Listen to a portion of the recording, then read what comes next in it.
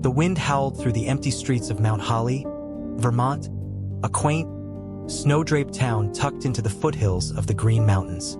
Christmas lights glimmered from every window, their soft, colorful glow reflecting off the fresh blanket of snow that covered the ground. It was Christmas Eve, and the air carried the scent of pine, gingerbread, and hope, a time when families gathered by the fire, sharing laughter and love. But for one small creature, the season had been a yearly reminder of something far different: loss, loneliness, and longing. Just as the church bells rang out the first chime of midnight, the sound of desperate, mournful crying broke through the stillness. A cat, thin and weathered with matted fur and a long scar running across one ear, sat shivering on the porch of an old house at the end of Birchwood Lane. It was the kind of house you'd notice because of its peculiar beauty. A sprawling Victorian with faded blue siding, an ornate wooden door painted cherry red, and ivy crawling up its sides, as if trying to protect it from the decay of time. The cat's cries were not just meows. They were heart-wrenching, almost human, and filled with an emotion that seemed too profound for an animal. As the minutes passed, the cries grew louder, more desperate, until finally, the door creaked open. Standing in the doorway was Eleanor Jacobs, a retired schoolteacher in her 70s.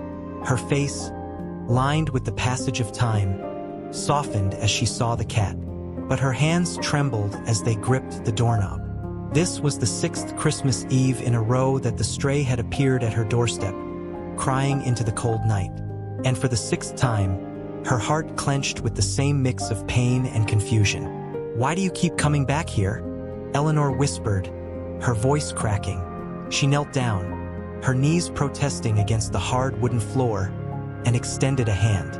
The cat hesitated, its large green eyes staring into hers as if searching for something: recognition, forgiveness, or maybe just a flicker of understanding. Eleanor's heart broke a little more with every second that passed. She couldn't explain it, but something about this cat felt familiar, almost hauntingly so. The first time the cat had come to her door, it had been Christmas Eve 6 years ago, the same night Eleanor had suffered the most devastating loss of her life. Her only son, Michael, had died in a car accident on his way home to surprise her for the holidays. Since then, the holidays had become unbearable for her, a time of grief rather than celebration.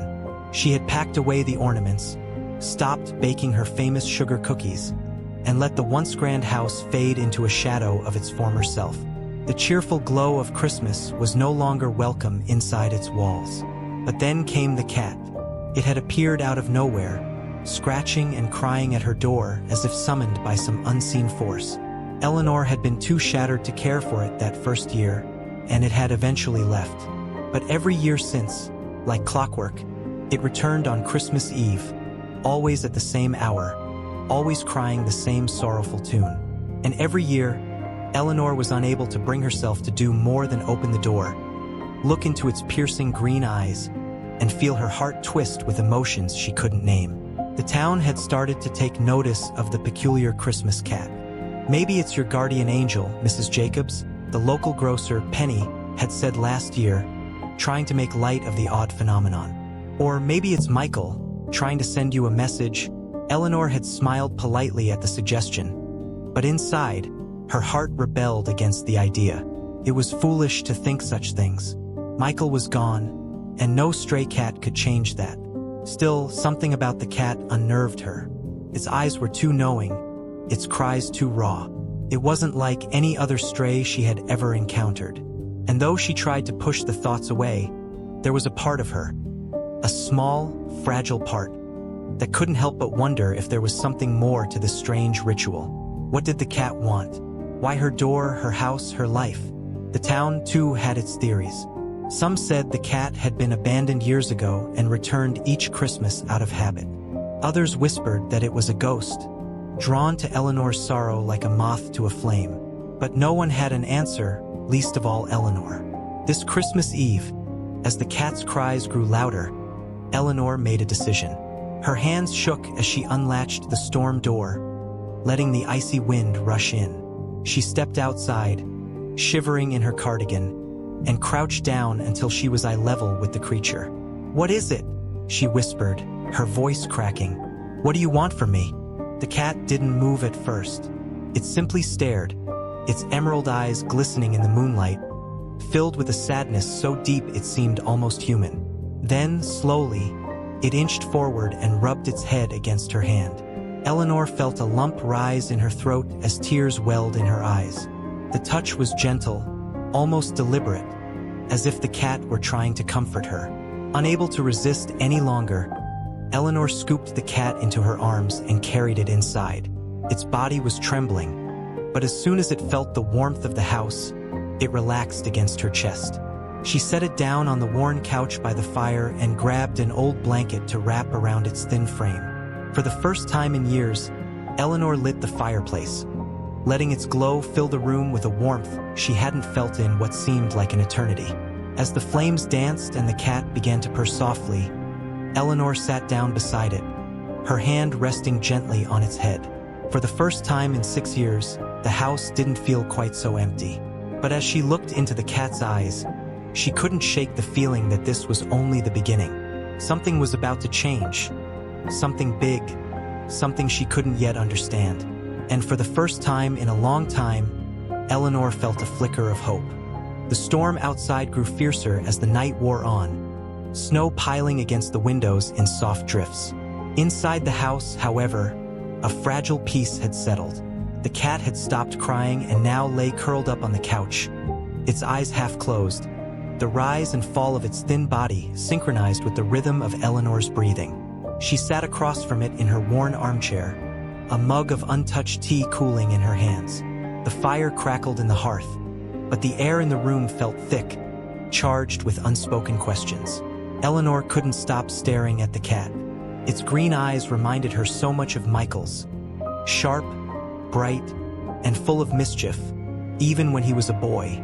She remembered how he'd always been able to talk her into letting him keep strays, bringing home everything from injured birds to a litter of abandoned kittens. "Mom, they need us," he would say, his small hands cradling whatever creature he'd rescued that day. And though she always protested, she could never say no. Michael had that way about him, making you believe in the goodness of the world, even when you didn't want to. Now, with the cat sprawled out before her, Eleanor's mind began to race. The memories she had worked so hard to bury came rushing back, unbidden and overwhelming. The day Michael left for college, his wide grin as he stood in the driveway, waving to her from his beat-up old car. The sound of his laughter echoing through the house when he came home for the holidays. And then, the phone call. The one that shattered her world and left her with a silence so profound it felt like the house itself was mourning with her.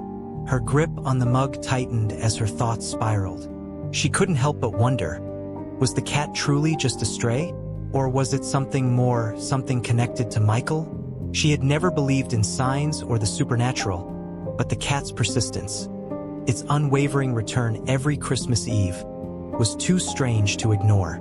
And the way it had looked at her tonight, as if it knew her pain, as if it shared it, Eleanor shivered, though the fire burned warmly. Determined to distract herself, she rose from the chair and headed to the kitchen. She rummaged through the pantry, finding an old can of tuna she had bought months ago on a whim. As she opened it, the cat appeared silently at her feet, its green eyes fixed on her with an intensity that sent a chill down her spine. "Hungry, are you?" she said softly, trying to mask the tremor in her voice. The cat meowed in response, a sound much softer than its earlier cries. She placed the tuna on a plate and set it on the floor. The cat ate hungrily, but it paused between bites to glance up at her, as if making sure she was still there. Eleanor knelt down, watching it closely. Its fur was ragged, its body thin, and yet there was something undeniably regal about it. She reached out to touch its back, and the cat arched into her hand, purring deeply. The sound vibrated through her fingers, soothing and strange all at once. As the cat finished eating, Eleanor felt a sudden wave of exhaustion wash over her. She decided to go to bed, leaving the cat curled up on the couch. But sleep didn't come easily. Her mind churned with memories of Michael, the strange coincidence of the cat's arrival, and the aching loneliness that had defined her life for so many years. Somewhere in the distance, she thought she heard the faint sound of bells, but she dismissed it as her imagination. When she woke the next morning, the house was eerily quiet. For a moment, she panicked, thinking the cat had left. She hurried downstairs, only to find it sitting by the front door, its gaze fixed on the frost-covered window. Sunlight poured into the room, illuminating the snow-covered world outside. The sight was beautiful, but Eleanor's focus was on the cat. It was crying again, softly this time, its paw resting against the door as if it wanted to leave. Eleanor hesitated. "Do you want to go out?" she asked, her voice uncertain. The cat turned to look at her, its green eyes shining with something she couldn't name. It meowed once, then turned back to the door. Reluctantly, Eleanor opened it.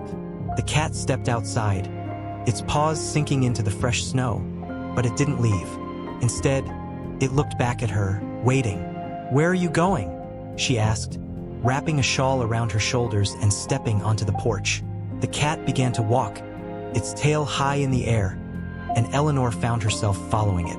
The cold bit at her skin, but she didn't care. There was something about the way the cat moved, purposeful, almost determined, that compelled her to see where it was leading her. The path was familiar, though she hadn't walked it in years. It led through the woods behind her house, winding through tall pines and over a small frozen creek. The snow was deep, but the cat moved effortlessly, glancing back every so often to make sure she was keeping up.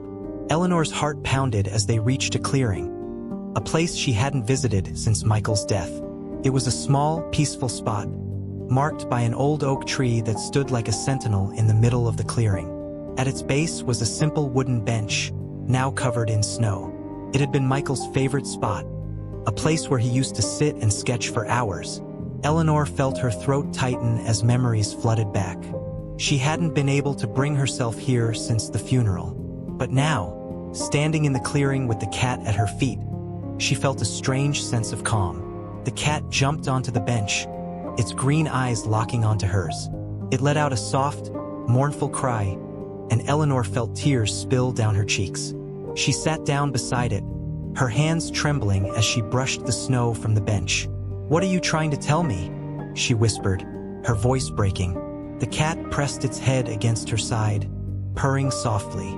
Eleanor closed her eyes, the weight of her grief pressing down on her. But in that moment, she also felt something else, something she hadn't felt in years. It was faint, almost imperceptible, but it was there. Hope. The bench felt colder than Eleanor had anticipated, its icy wood biting through her layers of clothing. But she didn't move. The clearing was silent except for the whisper of the wind through the branches and the soft purring of the cat beside her. She sat there, her hand absently stroking its fur, while memories of Michael tumbled through her mind like old, brittle photographs. The pain was still sharp, but now, there was something else mingled with it. A strange sense of inevitability, as though she had been brought here for a reason. Eleanor glanced down at the cat, who was now staring out across the clearing with an almost meditative stillness. "Why did you bring me here?" she asked aloud, her voice barely above a whisper. Of course, the cat didn't answer, but its gaze didn't waver, as if it were watching for something or someone.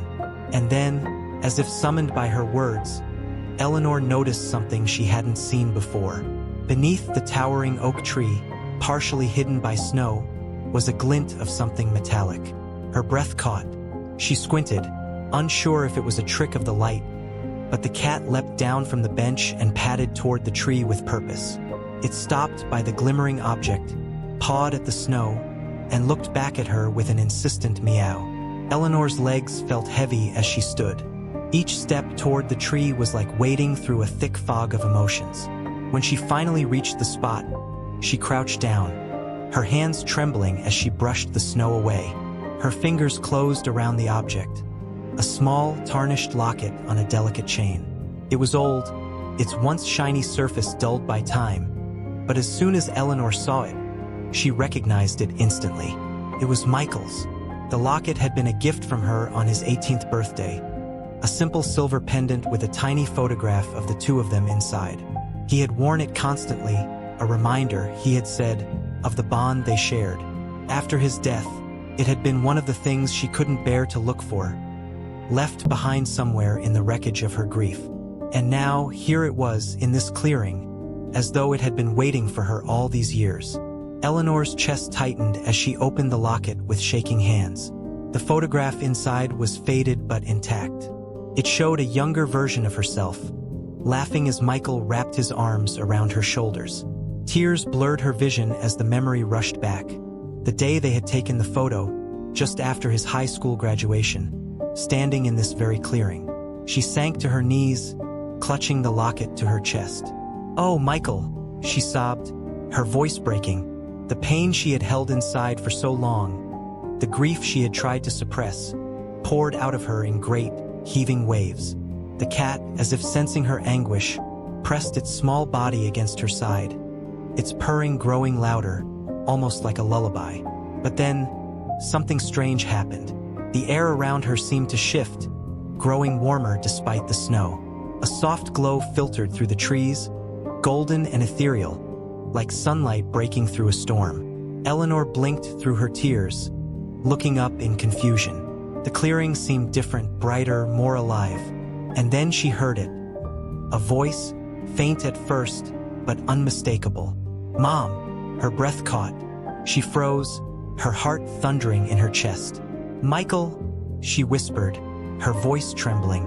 The glow intensified, and from its center, a figure began to take shape. It wasn't solid, not entirely, but it was him. Michael. His familiar crooked smile, his bright green eyes that seemed to hold the entire world, his messy brown hair. He looked just as he had the last time she saw him, but there was a lightness about him now, a peace that made him seem almost unearthly. Eleanor's hands flew to her mouth. She wanted to move, to reach out to him, but she was rooted to the spot, paralyzed by a mixture of disbelief and overwhelming emotion.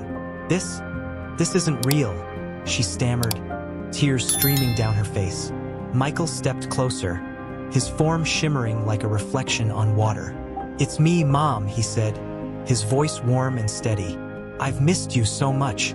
A sob escaped her lips. "I've missed you too," she choked out. "Oh, Michael. I've missed you every single day." "I know," he said gently, his gaze softening. "And I'm sorry for the pain I've caused you. But I'm here now, Mom, and I need you to listen." Eleanor nodded, unable to speak. Her heart ached with the longing to hold him, to touch him, but she could sense that this moment, this fragile, miraculous moment, was about something more. "I brought you here for a reason," Michael continued, his voice steady but tinged with emotion. "You've been carrying so much grief, so much guilt, and it's been holding you back. I need you to let it go." Eleanor shook her head, fresh tears spilling down her cheeks. "I don't know how," she whispered. "I've tried, Michael, but it's too much. You were my everything, and when you left," her voice broke. "I don't know who I am without you."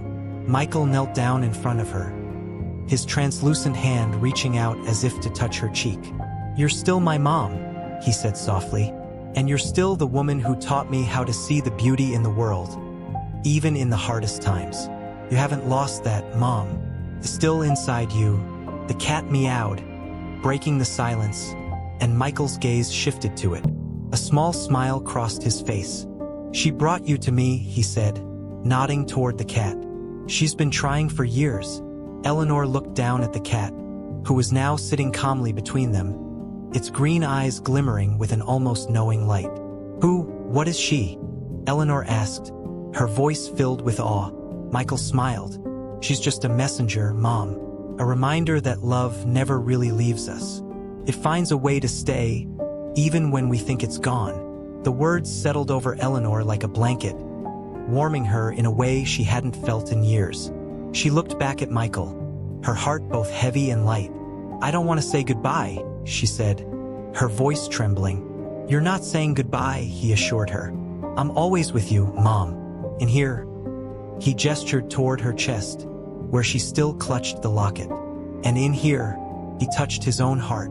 The glow around him began to fade, and Eleanor felt panic rise in her throat. "No," she whispered. "Please, don't go." Michael's smile was full of love. I'll never be far. And Mom, it's time to let the light back in. Live, celebrate, love. That's what I want for you. With that, his form dissolved into the light, leaving Eleanor kneeling in the snow, her tears falling freely. The warmth lingered, though, and as she looked at the cat beside her, she realized that she wasn't alone. Not anymore. For a long while, Eleanor sat in the clearing, her knees buried in the snow and her heart pounding with emotions she hadn't felt in years. The locket hung from her trembling fingers, its small weight anchoring her to the present while her mind reeled from what she had just experienced. The vision of Michael, the warmth of his voice, the profound truth in his words, all of it lingered like an echo in her soul. The cat sat patiently beside her, its green eyes fixed on her with a quiet intensity, as though it were guarding her. Slowly, Eleanor wiped her tear-streaked face and looked down at the small creature. "You knew, didn't you?" she whispered. The cat responded with a soft meow, pressing its head against her hand. She stroked its fur, feeling an overwhelming sense of gratitude, not just for the cat, but for everything that had led her to this moment. As the sun began to rise, casting a golden glow over the snowy clearing, Eleanor felt something shift inside her. The pain of losing Michael was still there, it always would be, but it no longer felt like a weight dragging her down. Instead, it felt like a part of her, something that could coexist with the love and joy she had once shared with him. Michael's words echoed in her mind. It's time to let the light back in. The walk back to the house was quiet, the snow crunching softly under her boots. The cat trotted ahead of her, its tail swaying like a metronome. When they reached the porch, Eleanor hesitated. She turned back to the woods, looking at the path that led to the clearing. A strange sense of peace washed over her. It was as if the clearing and everything that had happened there had been a threshold she had crossed, a place where she had left behind some of the darkness that had consumed her for so long. Inside, the house felt different, warmer somehow despite the chill of the morning air. Eleanor's eyes fell on the dusty box of Christmas decorations she hadn't touched in years, tucked into the corner of the living room. For the first time since Michael's death, she felt the urge to open it. Her hands were steady as she pulled the box down and opened the lid. The familiar smell of pine and old cardboard wafted up, bringing with it a flood of memories. She smiled softly as she pulled out the first ornament, a small, hand-painted angel that Michael had made in kindergarten. Its wings were crooked, and the paint was chipped in places, but to Eleanor, it was perfect. She hung it on the tree she had vowed to put up that morning, making a silent promise to Michael. She would bring Christmas back into her life, not just for herself, but for him, too. The cat watched her from its spot on the couch, its green eyes following her every move as she hung garlands, lights, and ornaments. By the time the tree was fully decorated, the sun had risen high in the sky, casting beams of light through the frost-covered windows. The house, which had felt so empty for so many years, now seemed alive again. Eleanor stood back, hands on her hips, and smiled. A real, genuine smile that she hadn't felt in a long time. As she worked, Eleanor thought about what Michael had said about letting go of her guilt. For years, she had carried the belief that she had failed him somehow, that if she had called him that Christmas Eve 6 years ago, maybe he wouldn't have been on the road, wouldn't have gotten into that accident. But now, she realized how much that guilt had consumed her, blinding her to the love and memories that still lived in her heart. Michael didn't blame her. He had never blamed her. And now, she felt ready to forgive herself. When night fell, the house was transformed. The tree twinkled with lights, the fireplace crackled warmly, and the faint scent of cookies filled the air. Eleanor had pulled out her old recipe book and baked a batch of Michael's favorite sugar cookies. She placed them on a plate by the fire, along with a mug of hot cocoa, as if he might walk through the door at any moment. The act wasn't sad. It felt like a celebration, a way of honoring him and the joy he had brought into her life. The cat had settled on the rug by the fire, its body stretched out in contentment. Eleanor knelt beside it, stroking its fur. "You're not just any stray, are you?" she asked softly. The cat opened one eye, gave a slow blink, and began to purr. Eleanor chuckled. a sound that felt strange but wonderful coming from her own lips. "Thank you," she whispered, "for everything." As the days passed, Eleanor began to notice changes within herself. She started venturing into town again, something she hadn't done much of since Michael's death. On Christmas morning, she stopped by the church for the holiday service, surprising the small congregation that hadn't seen her in years. Penny, the grocer, hugged her tightly, tears in her eyes. "It's so good to see you again, Eleanor," she said. "You look different, happier." "I think I am," Eleanor replied, her voice steady and sure. The cat became a permanent fixture in Eleanor's life. She named it Holly, after the town and the season that had brought it to her door. Holly was unlike any cat Eleanor had ever known. Intuitive, almost otherworldly. It stayed close to her, curling up on her lap when she read by the fire, or following her from room to room as if it didn't want her to be alone. One afternoon, Eleanor found herself sorting through old photo albums, something she hadn't done in years. She smiled as she flipped through pictures of Michael growing up. His first day of school, his goofy Halloween costumes, his high school graduation. For the first time, the memories didn't feel like daggers to her heart. They felt like gifts, reminders of a life filled with love. On New Year's Eve, as snow began to fall once again, Eleanor sat by the fire with Holly on her lap. The locket hung around her neck, its weight a comforting reminder of Michael's presence. She didn't feel lonely. In fact, she felt a sense of connection she hadn't felt in years. Not just to Michael, but to the world around her. She thought about the clearing, the warmth of Michael's voice, and the message he had left her. Celebrate, love, live, and she would.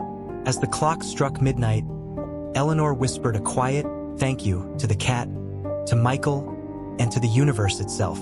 For the first time in 6 years, she felt ready to embrace whatever came next. Holly purred softly, as if in agreement, and Eleanor smiled. The house on Birchwood Lane glowed warmly in the night, its windows twinkling with the lights of the Christmas tree. Inside, Eleanor and Holly sat together, surrounded by the quiet peace of a new beginning. And outside, the snow fell softly, blanketing the world in white, as if to mark the start of something beautiful. The years that followed felt like a second chapter in Eleanor's life, a chapter she had never expected but embraced with all her heart. Holly remained by her side through it all, a constant companion who seemed to carry an unspoken understanding of her soul. Though the cat never spoke, as Michael had in the clearing, its presence was enough. It became her guardian, her guide, and the bridge between her old life and the one she was learning to build anew. Every Christmas Eve, Eleanor returned to the clearing beneath the oak tree, no longer dreading the memories it held. Instead, she saw it as sacred ground, a place where Michael's love had reached across the boundaries of time and loss to bring her peace. She would sit on the wooden bench, now repaired and painted a soft green, and talk to him. She told him about the neighbors' children who now visited her regularly, bringing her cookies they'd baked or asking her to tell stories about Michael. She told him about the little library she had volunteered to organize at the community center and the stray animals she had started fostering in his honor. And each year, without fail, Holly would lead her there. The cat seemed to understand the importance of that journey, walking ahead with its tail swaying and its emerald eyes glowing softly in the twilight. Eleanor came to believe that Holly was not just a companion but a gift, a living reminder that love transcends all boundaries, even death. On a particularly snowy Christmas Eve, as Eleanor and Holly sat in the clearing, she felt a deep sense of gratitude for the path her life had taken. She looked down at Holly, now older but just as wise and knowing as ever, and whispered, "You saved me." The cat blinked slowly, a gesture Eleanor had come to understand as a sign of trust and love. Eleanor looked up at the stars shining through the branches of the oak tree and smiled. Michael's words echoed in her heart as clearly as they had that day in the clearing. Celebrate, love, live. She closed her eyes and whispered a prayer, not of sorrow, but of thanks. When the time came for Eleanor's own journey to end, she passed peacefully in her sleep, the locket still around her neck and Holly curled beside her. The house on Birchwood Lane was eventually sold, But the new owners often spoke of the strange cat who stayed behind, sitting by the cherry-red door as if waiting for something or someone. And every Christmas Eve, neighbors claimed to hear soft, mournful cries coming from the porch. But those who knew Eleanor and her story didn't see the cries as sadness. They believed they were reminders of love, of a bond unbroken by time or space, and of a Christmas miracle that had given one grieving mother a reason to live again. And somewhere, beneath the stars and the snow-covered branches of the oak tree, the echoes of love continued to whisper, "Celebrate. Love. Live."